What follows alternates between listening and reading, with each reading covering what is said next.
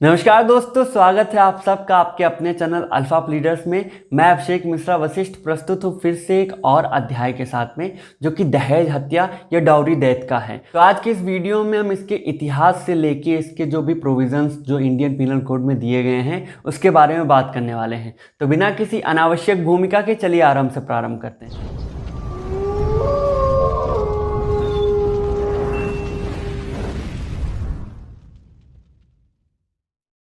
सबसे पहले हम बात करते हैं दहेज शब्द के बारे में। तो दहेज शब्द की कोई legal definition Indian penal code में नहीं दी गई है। इसकी डेफिनेशन का रेफरेंस हम डाउरी प्रोहिबिशन एक्ट जो कि 1961 में आया था इससे लेंगे, जहां पे दहेज का मतलब किसी भी तरह की वैल्यूएबल प्रॉपर्टी या सिक्योरिटी से होता था, जो कि शादी के टाइम पे एक पक्ष दूसरे पक्ष को देता है या देने का वादा करता है। अगर इस दहेज शब्द के इतिहास के बारे में बात करें तो एकदम प्राचीन भारत में जाके देखते हैं कि ऋग्वैदिक काल में कहीं भी दहेज शब्द का उल्लेख नहीं है। ऋग्वैदिक काल में कहीं भी नहीं लिखा है, लेकिन उत्तर वैदिक काल में यहाँ पे एक तरह से एक इस प्रथा का आरंभ हुआ था जिसको वहतु कहते थे, जहाँ पे जो माता पिता होते थे वो अपनी कन्या को, जब उनकी लड़की की शादी होती थी तो अपनी स्वेच्छा से, अपनी खुशी से जो भी प्रॉपर्टी होती थी, क्योंकि उस टाइम पे जो भी प्रॉपर्टीज होती थी वो लाइव स्टॉक के टाइप पे होती थी, जैसे गाय होती थी, तो वो शादी में 2, 4, 10, 15, 50 गाय जितनी होती थी वो अपनी स्वेच्छा से देते थे। उत्तर वैदिक काल के बाद से मध्य भारत में ये थोड़ा सा और बढ़ा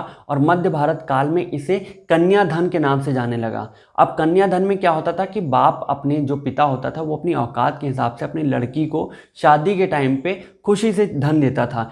इसमें भी जो लड़का पक्ष होता था, जो वर पक्ष होता था, उनकी कोई मांग मटेरियल नहीं रखती थी, मांग इतनी मायने नहीं रखती थी। इसमें कन्या पक्ष खुद से स्वयं से अपने आप से देता था। लेकिन आधुनिक काल में इस प्रथा ने बहुत ही विकट समस्या का रूप ले लिया है और आधुनिक काल में व्यक्ति को अपनी औकात से बढ़कर अपनी जमीन, अपना घर बेचकर इस दहेज को देना पड़ता है। तो वो हत्याएं जो कि दहेज की मांग की वजह से वर पक्ष की साइड से किया जाता है, तो उनको हम दहेज हत्या के नाम से जानते हैं। तो इसके बारे में इंडियन पिनल कोड में यह व्यवस्था दिया गया है कि अगर किसी लड़की का शादी के 7 साल के भीतर ही एक अप्राकृतिक तरीके से मृत्यु हो जाती है या उसकी हत्या कर दी जाती है और हत्या के पूर्व ये प्रूफ मिल जाए, ये एविडेंस मिल जाए या ये संकेत मिलते हैं कि लड़की किसी भी तरह की क्रूरता या क्रूएल्टी या फिर किसी तरह के हरेसमेंट का शिकार हुई है, उसको दहेज के लिए, किसी तरह की मांग के लिए या किसी तरह के धन के लिए उसको शिकार बनाया गया है, तो इस सेंस में वो इंडियन पिनल कोड के अंतर्गत आने वाले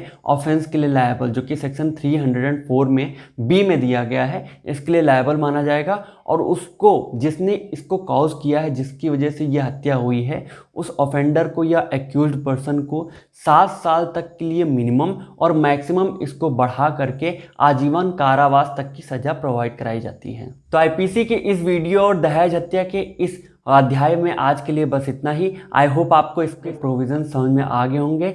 बाकी के लॉ से रिलेटेड पॉइंट्स के लिए, टॉपिक्स के लिए, क्वेश्चंस के लिए बने रहिए हमारे साथ।